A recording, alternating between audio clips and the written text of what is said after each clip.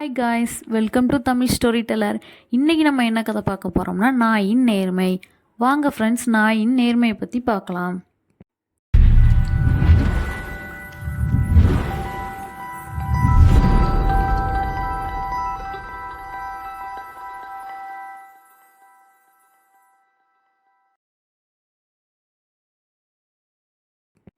ஒரு நகரத்தில் இருக்கிற வீட்டில் ஒரு அழகான நாய்க்குட்டி இருந்துச்சு. அந்த நாய்க்குட்டியை ரொம்ப செல்லமாக வளர்த்தாங்க அந்த வீட்டை சேர்ந்தவங்க.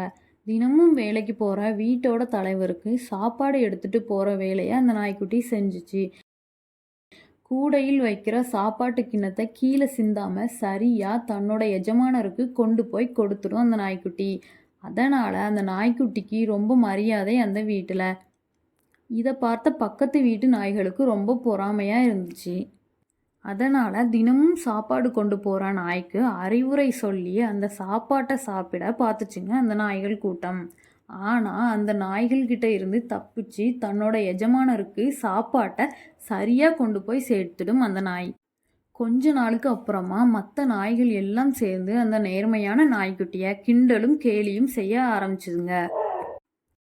அதை கேட்டு சங்கடப்பட்டு அந்த நாய் அன்னைக்கு கொடுத்து அனுப்புன சாப்பாடை சாப்பிட ஆரம்பிச்சிருச்சு. அதை பார்த்து மற்ற நாய்கள் எல்லாம் ஒன்றா சேர்ந்து சத்தம் போட்டு சிரிச்சிருச்சுங்க. இங்கே பாருங்க, இதுதான் புகழ் பெற்ற நம்பிக்கை நாய்.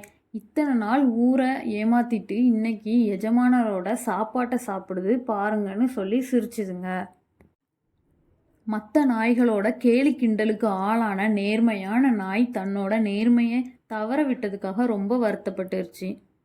இந்த கதையோட நீதி என்னன்னா, மற்றவர் கருத்தை வைத்து உங்கள் பழக்கங்களை மாற்ற வேண்டாம்.